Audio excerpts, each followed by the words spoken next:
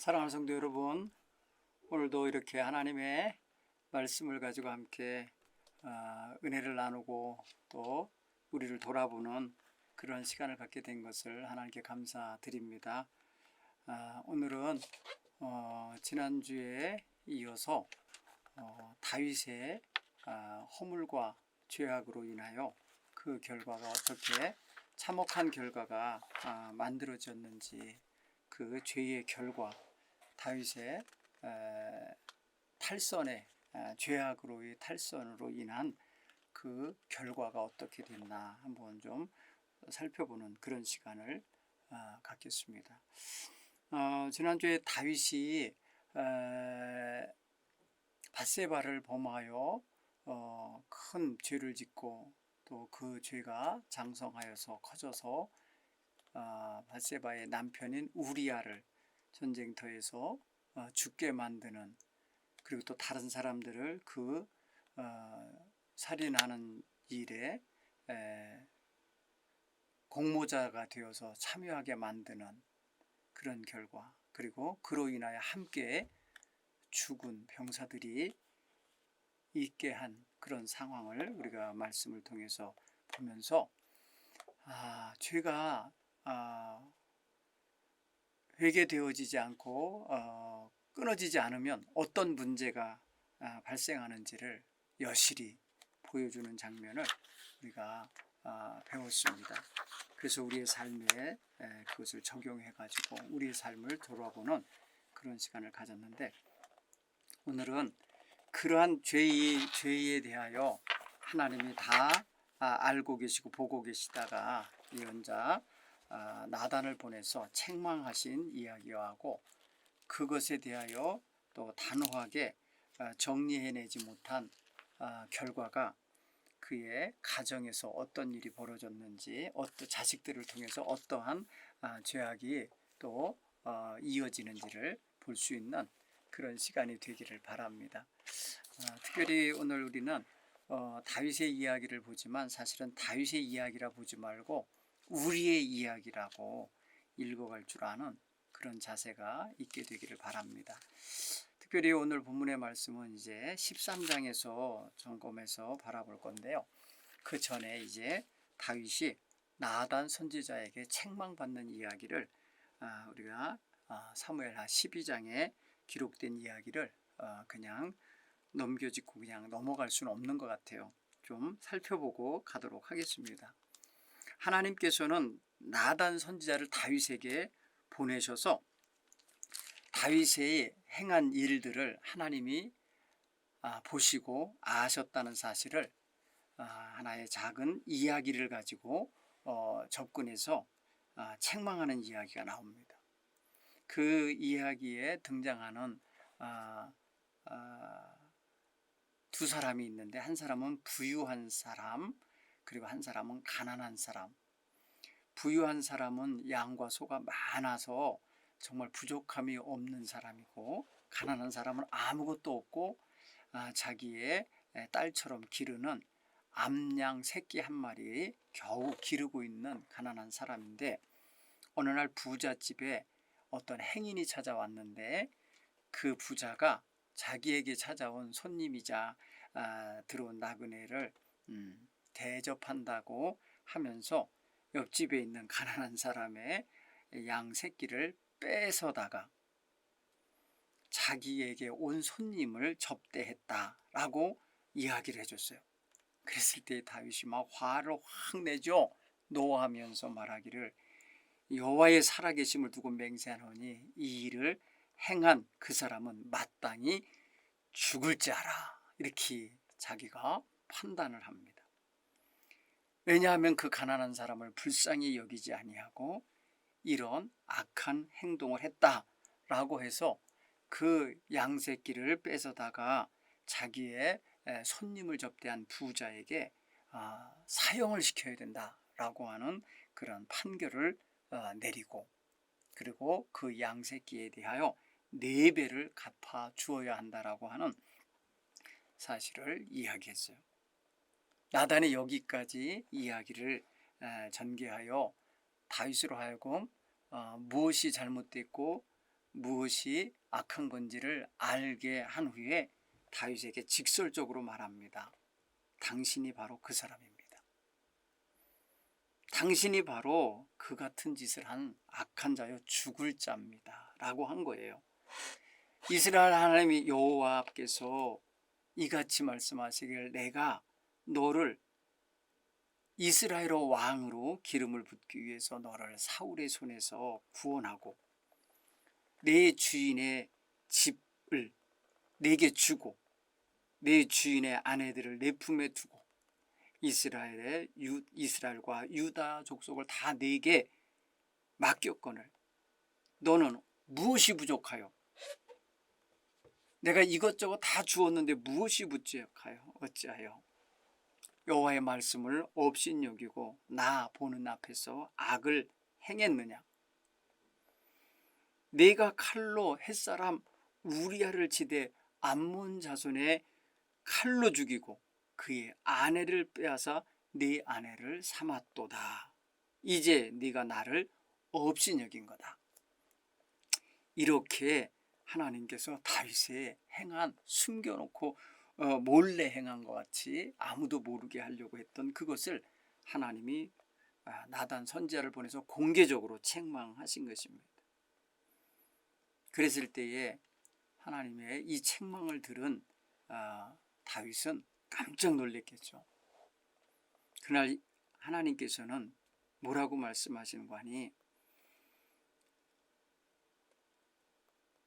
여호와께서 이같이 이르시기를 보라 내가 너와 네 집에 재앙을 일으키고 내가 네 눈앞에서 네 아내를 빼앗아 네 이웃들에게 주리니 그 사람들이 네 아내들과 더불어 백주에 동침하리라. 너는 은밀히 행하였으나 나는 온 이스라엘 앞에서 백주에 이 일을 행하리라 하셨나이다. 이렇게 하면서 나단이 다윗의 가문에 다윗의 집에 임할 재앙에 대하여 이야기를 하셨습니다.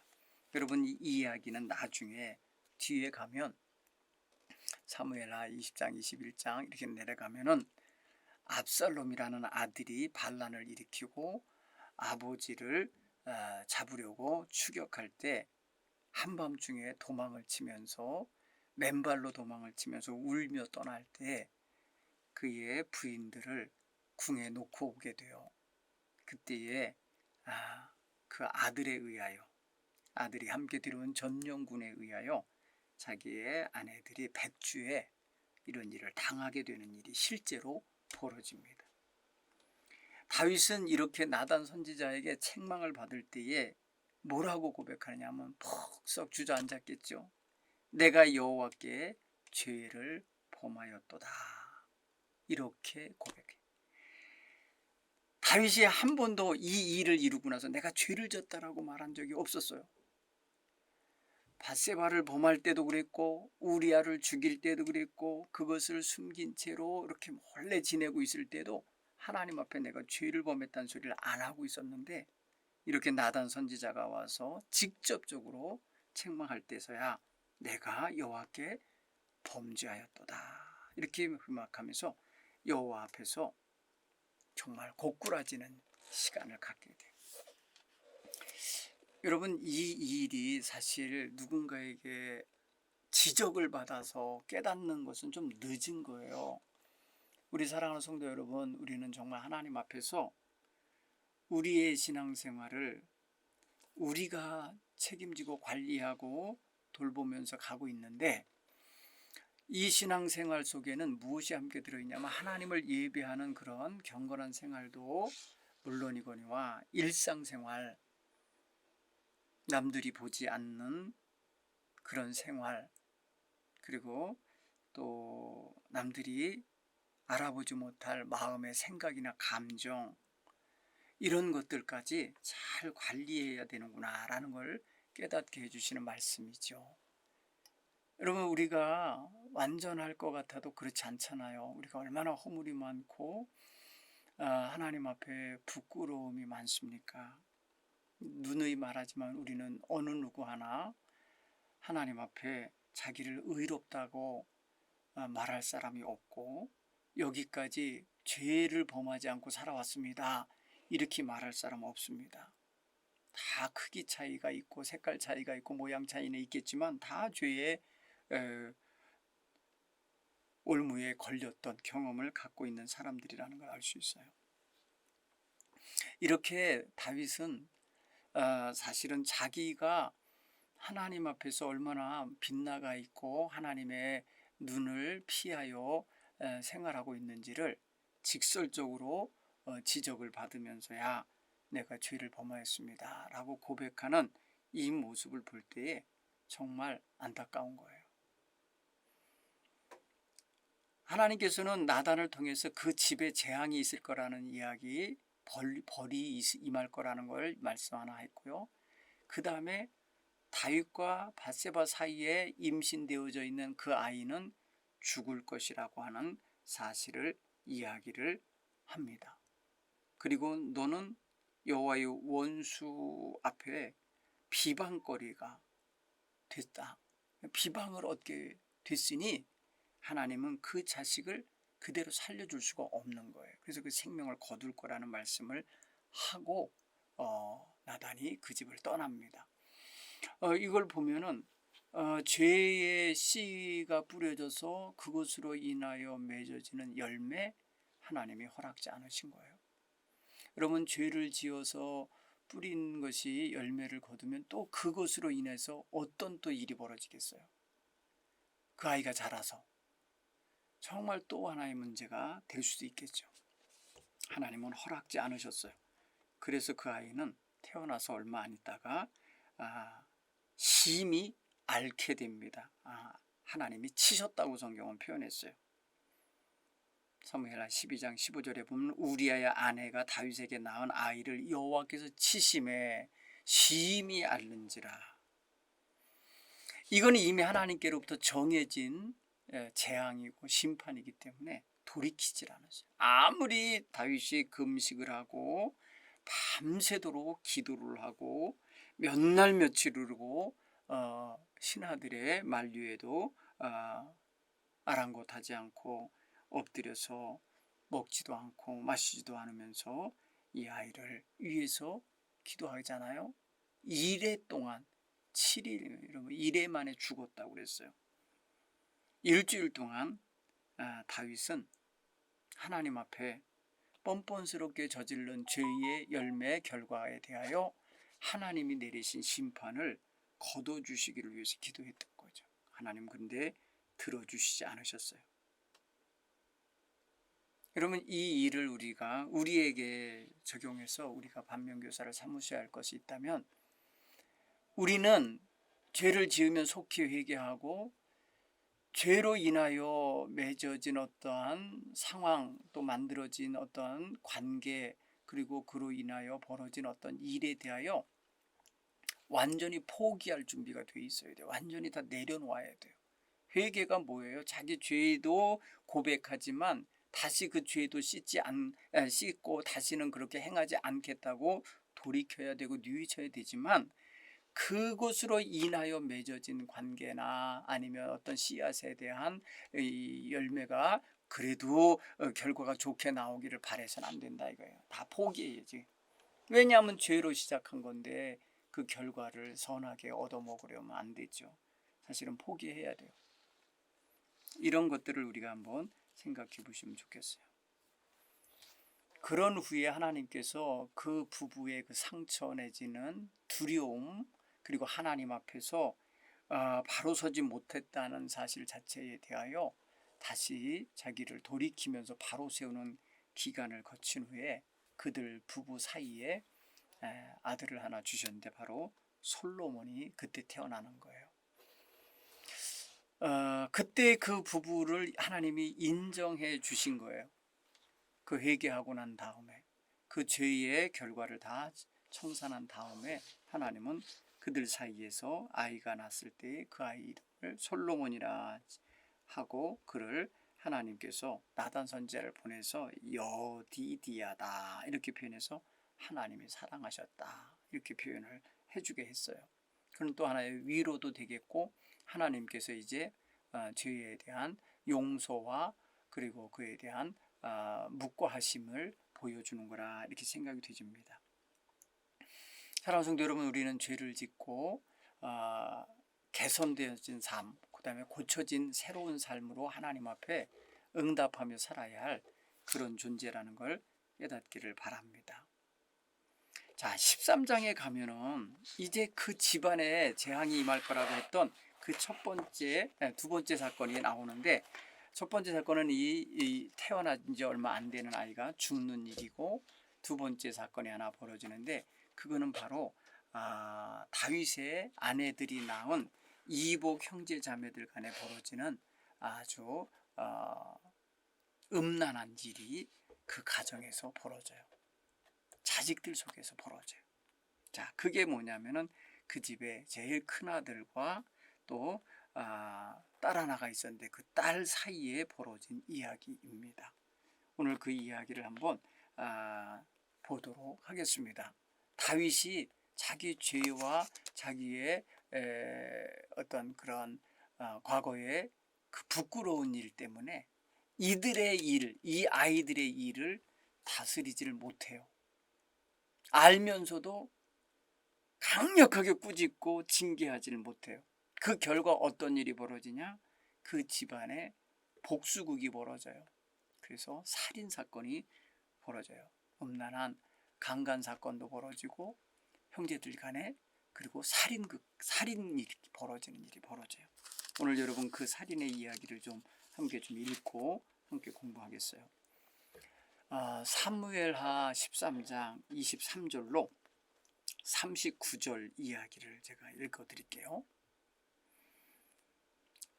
오늘 성경은 만 2년 후에 이렇게 시작되는데, 만 2년이라는 것은 어떤 일에 대한 2년이냐면 다윗의 아들 압살롬의 여동생, 예쁜 여동생 다말이 있는데, 그 다말을 다윗의 첫째 아들인 암논이 마치 자기가 병들어서 아픈 척하면서 그 여동생으로 하여금 와서 병수발을 들게 하는데, 병수발을 들게 하는 동안에 그만 그 여동생을 범하고 맙니다. 그래서 여동생으로 하여금 큰 마음에 병이 들게 하고요.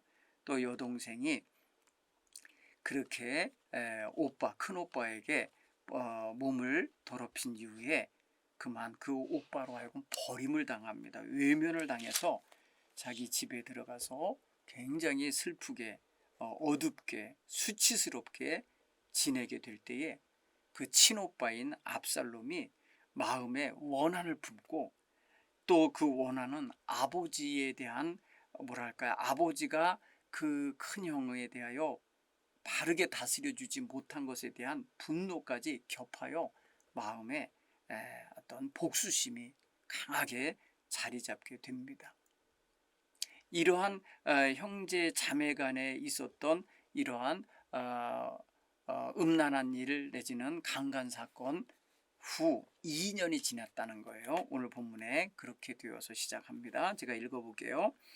만 2년 후에 에브라임 곁 바알 하솔에서 압살롬이 양털을 깎는 일이 있음에 압살롬이 왕의 모든 아들을 청하고, 압살롬이 왕께 나아가 말하되 이제 종에게 양털 깎는 일이 있사오니 청하건대 왕은 신하들을 데리시고 당신의 종과 함께 가사이다 하니, 왕이 압살롬에게 이르되 아니라 내 아들아, 이제 우리가 다 갈 것 없다. 네게 누를 끼칠까 하노라 하니라. 압살롬이 그에게 간청하였으나 그가 가지 아니하고 그에게 복을 비는지라. 압살롬이 이르되 그렇게 하지 아니하시려거든 청하건대 내 형 암논이 우리와 함께 가게 하옵소서. 왕이 그에게 이르되 그가 너와 함께 갈 것이 무엇이냐 하되, 압살롬이 간청하매 왕이 암논과 왕의 모든 아들을 그와 함께 그에게 보내니라. 압살롬이 이미 그의 종들에게 명령하여 이르기를 너희는 이제 암논의 마음이 술로 즐거워할 때를 자세히 보다가 내가 너희에게 암논을 치라 하거든 그를 죽이라. 두려워하지 말라. 내가 너희에게 명령하는 것이 아니냐. 너희는 담대히 용기를 내라 한지라. 압살롬이 압살롬의 종들이 압살롬의 명령대로 암논에게 행하매 왕의 모든 아들들이 일어나 각기 노새를 타고 도망하니라. 그들이 길에 있을 때에 압살롬이 왕의 모든 아들들을 죽이고 하나도 남기지 아니하였다는 소문이 다윗에게 이르매 다윗이 곧 일어나서 자기 옷을 찢고 땅에 드러눕고 그의 신하들도 다 옷을 찢고 모셔 선지라. 다윗의 형 시므이의 아들 요나답이 아뢰어 이르되 내 주여 젊은 왕자들이 다 죽임을 당한 줄로 생각하지 마옵소서. 오직 암논만 죽었으리이다. 그가 압살롬의 누이 다말을 욕되게 한 날부터 압살롬이 결심한 것이니이다. 그러하온즉 내 주 왕이여 왕자들이 다 죽은 줄로 생각하여 상심하지 마옵소서. 오직 암논만 죽었으리이다 하니라. 이에 압살롬은 도망하니라. 파수하는 청년이 눈을 들어보니 보아라 뒷산 언덕길로 여러 사람이 오는도다. 요나답이 왕께 아뢰되 보소서 왕자들이 오나이다. 당신의 종이 말한 대로 되었나이다 하고 말을 마치자 왕자들이 이르러 소리를 높여 통곡하니 왕과 그의 모든 신하들도 심히 통곡하니라. 압살롬은 도망하여 그술 왕 암미홀의 아들 달메에게로 갔고 다윗은 날마다 그 아들로 말미암아 슬퍼하니라. 압살롬이 도망하여 그술로 가서 거기에 산지 3년이라. 다윗 왕의 마음이 압살롬을 향하여 간절하니 암논은 이미 죽었으므로 왕이 위로를 받았음이더라. 아멘. 여러분 성경에는 참 이런 부끄러운 이야기, 창피한 이야기, 또 예수 안 믿는 사람이 읽으면 괴로울 것, 조롱할 것 같은 내용도 솔직하게 담아내고 있다는 걸 알 수 있습니다. 특별히 이스라엘 왕 가운데 다윗을 최고의 성군이라고 칭송하는데 그의 명예와 그의 모든 공적에 흠이 될 이야기잖아요. 그럼에도 불구하고 성경은 숨기지 아니하고 이 이야기를 말합니다. 이유가 있겠죠. 다윗을 부끄럽게 하려고 하는 것만이 아닐 거예요. 이거는 이 성경 말씀을 읽는 모든 백성들에게 경고하고 계신 뜻이라고 생각할 수 있습니다. 오늘 이 이야기 속에서 다윗의 가정이 정말 풍지박산이 나고 있구나라는 걸 알 수 있어요. 하나님께서 너와 네 집에 재앙을 내리겠다 하신 이야기 속에 들어갈 만한 그러한 내용이겠죠. 이게 한 가정을 파괴하고 한 가정의 아내를 뺏고 남편을 죽인 그 죄값의 일부일 수도 있습니다.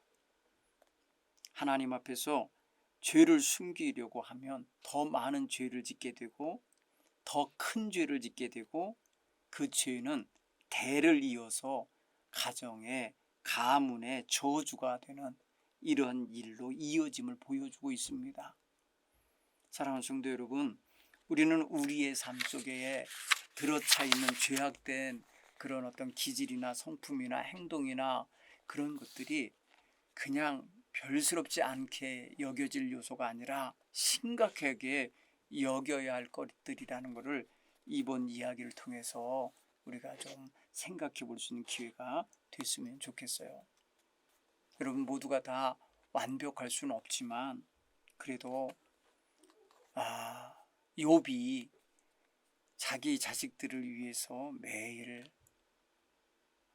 하나님께 제사를 드리며 예배를 하며 돌아보게 하고 회개하게 하고 바르게 서도록 그렇게 했었던 그런 이야기가 나오잖아요. 욥기에 보면 다윗도 자기 자신이 온전하고 깨끗했으면 그렇게 자녀들을 여러 부인들 속에서 낳은 자식들을 그렇게 양육하고 케어했어야 돼요.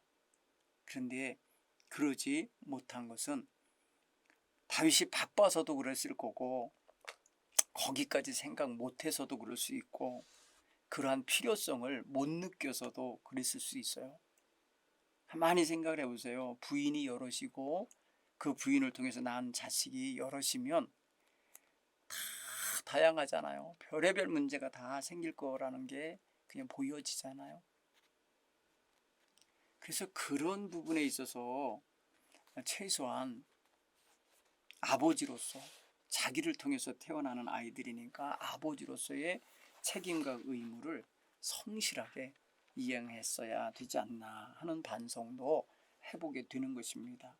요즘은 우리의 자녀들은 하나 둘밖에 없고 또 많아야 뭐 4-5명 정도인데, 그 정도에 대해서도 정말 안 아픈 손가락 없이 다 아프다 생각하시면서 돌본 그런 정성된 양육하신 부모님도 있지만, 생활이 바빠서 또 여건이 안 돼서 방치됐거나 무관심했거나 자녀 교육에 대하여 신경을 못 써서 노년에 그 자식들로 인해서 와지는 많은 부메랑 같은 아픔의 일들이 있지 않습니까? 이런 것들을 생각해 보면 양육기에 있는 아이들을 육아할 수 있는 육아기에 있는 젊은 부모님들은 자녀들을 잘 돌보고 세워내는 이런 자세가 필요하다 믿습니다. 오늘 한번 이 말씀을 보겠습니다. 압살롬이 2년 동안 자기 이복형에 대하여 분노를 품고 복수심을 품고 이를 갈며 계획을 짰다라는 사실을 그 둘째 아들을 통해요 다윗이 알게 되잖아요. 자, 그렇게 될 동안에 아버지는 이 사건을 다 알면서 다윗이 이 모든 일을 듣고 그냥 심히 노했다라고만 했지 그들의 잘잘못에 대하여는 다스리지를 않았어요.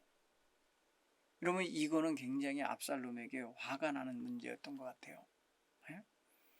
그래서 이것에 대하여 정말 분노를 갖고 복수심을 품고 있었던 압살롬의 마음을 헤아리고 어루만져 주지 못한 아버지의 실수가 있고, 또 다말 욕보임을 당한 이 딸을 어떻게 외롭게 수치스럽게 괴롭게 살게 하고 처량맞게 살게 하는 거, 이거를 왜 케어를 안 해줬나, 이거에 대하여 지금 압살롬은 굉장히 상처를 받고 있는 거라 생각이 되져요.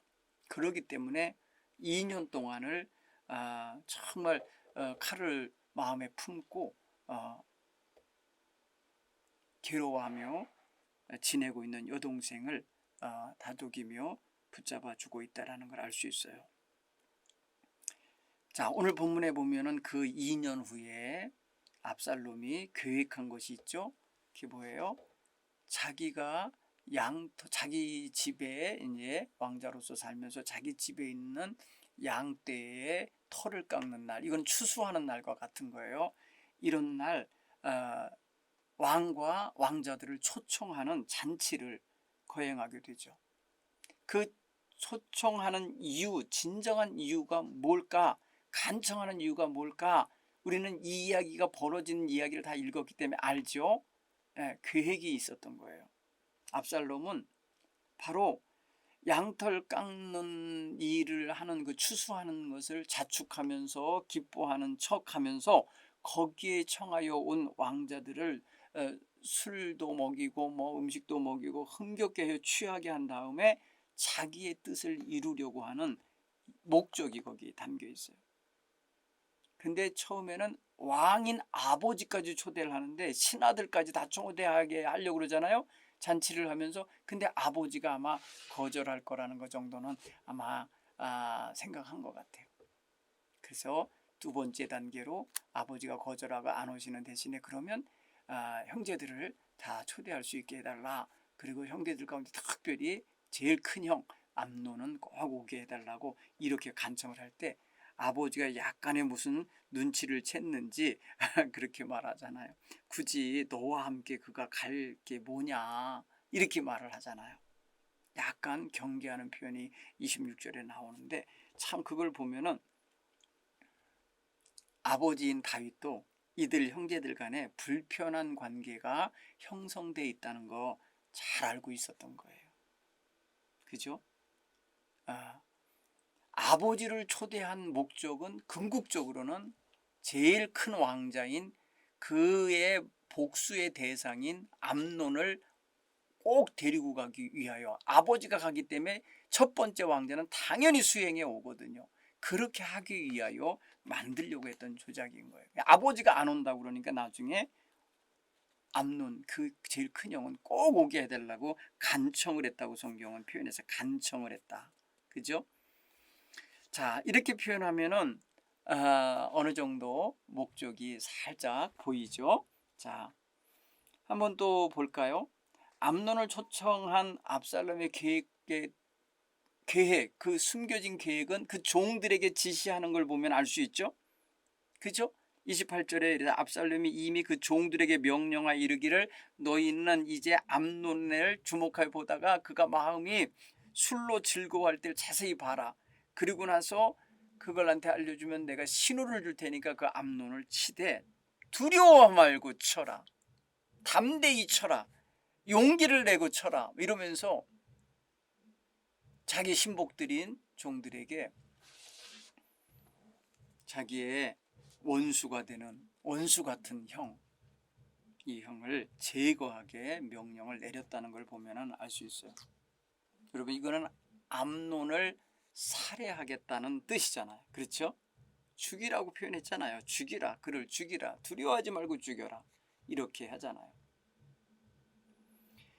또한 여러분, 이 이유가 있어요. 왜 이렇게 죽이려고 한 거냐면은 자기 친여동생인 다말을 강간한 거, 이거에 대해 굉장히 분노한 거예요. 사실 아마 이 자리에 다윗까지 갔으면 아버지까지 죽이려 했을 수도 있어요. 그렇지 않겠어요? 왜? 아버지가 직무유기한 거예요.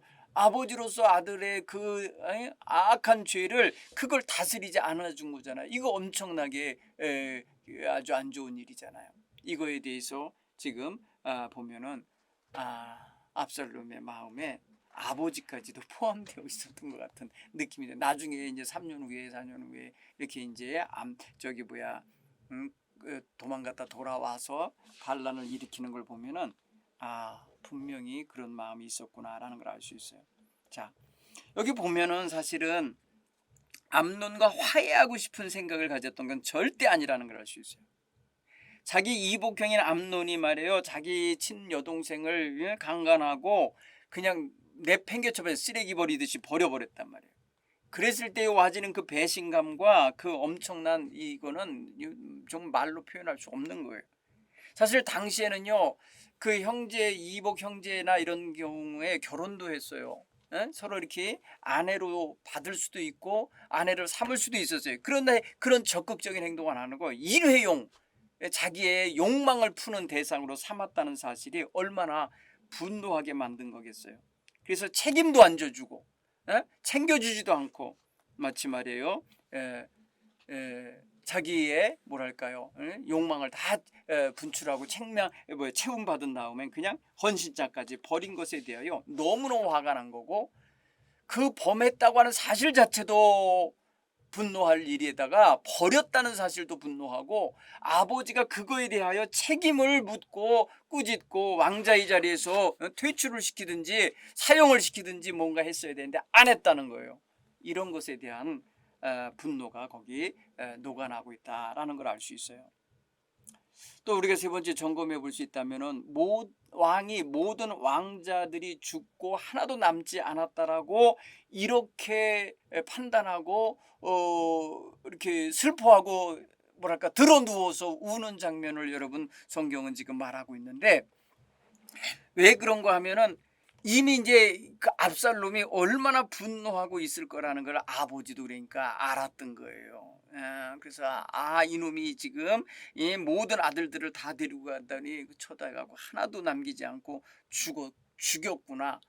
그 소문이 이게 사실이구나. 이렇게 지금 믿고 우는 거예요. 여러분, 소문이 먼저 도착을 했는데 누가 정확한 정보를 안 준 거죠. 그릇된 정보, 잘못된 정보를 가져다가 왕에게 고한 것 같아요. 그러니까 그 이야기를 듣고는 그냥 드러누워서 울었다는 거죠. 그때에 여러분 생각해 보세요. 다윗의 형 시므아의 아들 요나답, 다윗의 형 시므아의 아들 요나답, 그러니까 사촌이겠죠. 사촌, 그러니까 저기 그 압살롬이나 이런 형제 왕자들에게는 사촌인 거고, 그 다윗에게는 조카가 되는 이 요나답이 말하는 거예요. 내 주여, 젊은 왕자들이 다 죽임당한 걸로 생각하지 마십시오. 아마 오직 그 암논만 죽었을 겁니다. 이렇게 말해요. 그러니까 이 뭐예요? 사촌은 알고 있는 거예요. 사촌은 지금 압살롬이 평소에 어떤 마음을 가졌는지 알고 있는 거라는 걸 알 수 있어요. 그렇죠? 그런데 이것을 막지 못한 거예요. 그리고 이 사촌은 초대받지 않았던 거예요. 그러니까 그 자리에 없었던 거예요. 그렇지만 왕궁에서 왕에게 전해진 그 소식이 잘못된 소식이고, 그것으로 인하여 울고 있는 왕이 지금 잘못 생각하고 울고 있다는 걸 알기 때문에 설득하는 거예요. 그렇지 않을 거라고. 근데 이 사람 분명히 말합니다. 암논만 죽었을 겁니다. 왜냐하면 그가 압살롬의 여동생인 다말을 욕되게 한 날부터 압살롬이 결심한 것입니다. 여러분 보세요. 압살롬이 결심하고 있었다는 사실을 이 사촌인 요나답이 알고 있다는 거예요. 그렇죠? 그러면 어떻게 친아버지가 이걸 몰라요? 응? 친아버지가 이걸 빨리 눈치채고 어떻게든지 압살롬과 암논 사이를 띄워놓거나, 아니면 이런 일이 벌어지지 않게 미연에 방지하거나 뭘 화해를 시키거나, 아니면 결혼을 시켜서 그 아이들 부부가 되게 했거나 뭐 이런 게 있었으면 차라리 좋았을 것을 그러지 못했다는 걸 알 수 있어요. 자, 그 다음에 압살롬이 오늘 그 암논을 죽이고는 도망을 치게 되죠. 여러분 뭐랄까, 망명한다 그러니까 딴 나라로 도망친 거예요. 그 망명한 나라가 딴 데가 아니에요. 바로 자기 외갓집이에요. 그 압살롬은 셋째 부인의 자식인데, 그 자식은요 뭐랄까요, 그 외국 왕의 손주예요. 그러니까 그술 왕의 달매의 뭐랄까요, 그 외손자인 거예요. 그 집으로 도망을 친 거예요. 외갓집으로. 3년간을 거기서 숨어 지내게 돼요. 여러분, 그때의 3년 동안에 외갓집으로 도망친 이 압살롬을 생각하는 다윗은 슬펐겠죠. 그리고 동시에 그리웠다는 거죠. 그 아이를 굉장히 그리워하고 있는 장면이 느껴집니다. 그래서 오늘 39절에 보면 다윗의 마음이 압살롬을 향하여 간절하니 이랬어요. 죽은 자식 암논은 이미 죽었으니까 이미 위로를 받았다고 그랬고요. 압살롬에 대하여는 간절한 마음을 품었다는 건 그리움을 가졌다는 거죠. 사실은 처음에는 미웠겠죠. 이놈의 새끼가 나의 큰아들을 죽였다, 막 이런 식으로 해갖고 나의 대권을 이어받을 아들을 죽였다 해가지고 아마도 굉장히 미웠을 수도 있겠죠. 그러나 중요한 것은 뭐예요? 아버지인 거죠. 여러분, 다윗은요 나중에 이렇게 생각해 보면 압살롬에 대해서 미안했었을 것 같기도 하고, 내가 그거를 그냥 헤아려 주지 못하고 적절한 치유를 못 해주고 적절한 조처를 못 했구나, 그로 인해서 이런 일까지 벌어졌구나, 형제간에 살인이 벌어졌구나, 이런 거를 나중에서야 깨닫지 않았을까 하는 생각도 듭니다. 한번 보십시오. 자식을 향한 아버지의 사랑을 우리는 여기서 읽을 수가 있어요. 이 세상에 그 누구도 자기의 자식을 못 본 채 하거나 외면하거나, 아니면 뭐랄까요, 버리거나 이러지 않죠. 일반적으로 아무리 흉악범이라도 자식인 자식이잖아요. 그래서 자식의 허물은 내 허물이다 생각하고 부모가 마음 아파하잖아요. 사실은 왕자들 가운데 가장 뭐랄까요, 매력적인 왕자는 이 압살롬이었어요. 그의 뭐 외모나 그의 뭐 어떤 뛰어난 어떤 그런 생각이나 이런 것들 보면은 상당히 좀 쓸만한 왕자인데, 이 일로 인해서 아버지랑 사이에 금이 가요. 금이 가고 어떻게 보면 이게 상처가 되지 않겠습니까? 상처가 돼서 결국에는 이 부자간의 큰 불행을 가져오는 사건으로 비화가 되는 그런 관계가 되고 말아요. 여러분, 이거는 이미 다윗이 여러 부인을 두었을 때 이미 배태하고 있었던 문제인 거예요. 이런 문제는 잠재되어 있었던 거예요. 특히 말입니다. 일반 어떤 농부의 부인들이도 아니고 왕의 부인들이기 때문에 왕의 후임자, 그러니까 대권을 이어받을 왕자가 되게 하기 위해서 이 부인들 사이에도 암투가 벌어지는데, 이미 거기서 태어나서 경쟁하듯이 자라나는 왕자들 사이에야 오죽하겠어요. 그런데 여기에 이 왕자들 사이에 커다란 뭐랄까요, 문제가 생긴 게, 그 예쁜 공주를 동생인데도 그냥 지 욕망의 어떤 대상으로 삼아서 강간을 하고 헌신짝 버리듯이 버려버리고 돌보지 않은 것에 대한 걸 생각해 보면 있을 수 없는 일이 다윗의 집에서 벌어진 거예요. 이게 여러분 평민의 집에서 벌어진 게 아니고 왕의 가정에서 벌어진 거예요. 이게 얼마나 부끄러운 일이고 정말 체면 구기는 일이겠습니까? 그런데 다윗이 왜 아들들에 대하여 크게 꾸짖지 못했을까? 생각해 보면 아버지 자기도 잘난 게 없거든요. 자기도 남의 부인 뺏어서 자식 낳고 사는 그런 아버지인 걸 이미 태어나서 그 사실을 다 알고 있는 자식들이 무슨 그 앞에서 아버지의 훈계를 받으며 권위가 섰겠어요. 아버지 권위가. 이게 정말이요, 이게 이 원죄를 가진 아버지는 자식들에게 훈계도 못하는 거예요. 사실은 자기가 부끄러워서도. 결국은 이런 문제가 죄에 사로잡힌 사람의 운명인 거예요. 결국은 죄는요 계속해서 이렇게 우리를 옴짝달싹 못하게 올무에 걸어서 네 같은 게 무슨 남에게 바른 말을 하냐, 너나 잘해, 뭐 이런 식으로 하면서 우리를 끌고 다니거든요. 정죄하거든요.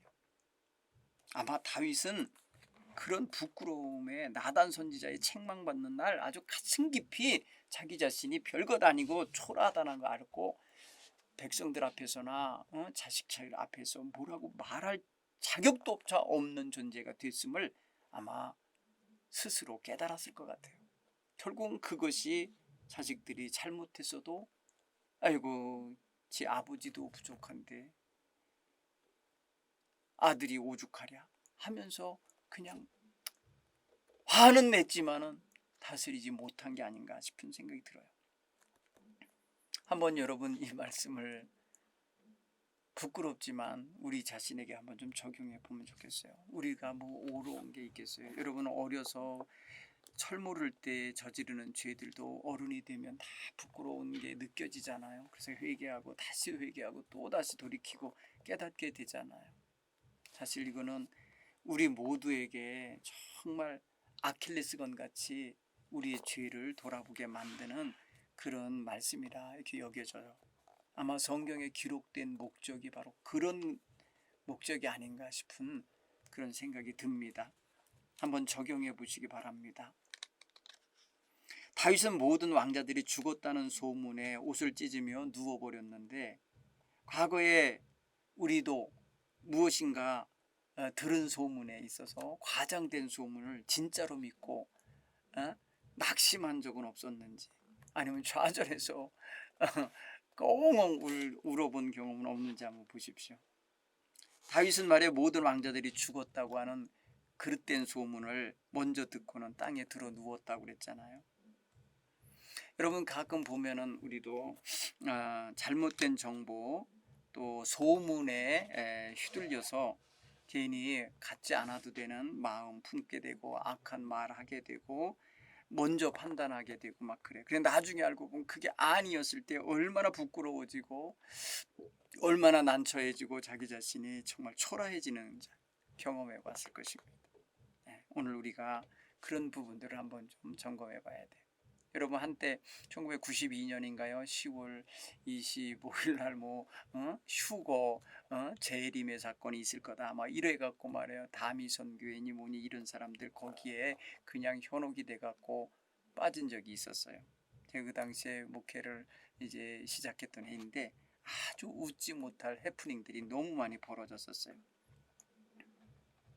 그릇된 정보, 그릇된 성경 해석, 그릇된 어떤 종말론, 그릇된 소문에 빠져서 여러분 그런 부분에 있어서 우리가 바른 믿음의 자세와 시대 분별의 지혜와 그런 어떤 감각이 있어야 그런데 빠지지 않게 될 거라 믿습니다. 그래도 그 곁에서 이 시므의 아들 요나답이 말해주잖아요. 정확한 상황 판단과 통찰력을 가지고 그게 아닙니다. 임금님 모두가 죽은 게 아닐 겁니다. 오직 암논 그는만 죽었을 겁니다. 이렇게 정확하게 얘기해 주는데 여러분 이런 사람이 곁에 있습니까? 우리의 삶 속에 정말 주변 상황과 모든 일을 정확하게 분별하면서 그게 아니고 이런 거예요 이렇게 하면서 방향을 잡아주고 또 흐트러지는 마음을 다잡아주고 해주는 사람이 있다면 정말 좋은 사람이에요. 여러분 그런 사람은 꼭 잃어버리지 않도록 곁에 두시고 살기 바랍니다. 사리 분별이 분명한 사람이고요. 정말 판단력이나 이런 저런 사려 깊은 생각을 가진 사람이라는 걸 알 수 있어요. 여러분 괜히 헛소문이나 갖다 주고 여러분들 마음을 산란하게 만들고 괜히 과대 포장하거나 아니면 말이에요 그냥 허풍이나 치는 사람은 곁에 많이 두면 안 돼요. 왜냐하면 그런 사람들에게 휘둘리면요 나중에 마음만 산란해지고요 잘못하면 죄를 짓는 일도 벌어져요. 잘못된 예측과 판단과 조언 때문에 커다란 실수 내지는 커다란 실패 그리고 커다란 손해를 볼 수 있어요. 교활한 겁니다. 우리를 넘어뜨리게 하려고 하는 사탄의 전략이기 때문에 그렇습니다. 사랑하는 성도 여러분 좋은 은사를 갖고 분별할 수 있는 사람 곁에 있으면 좋겠습니다.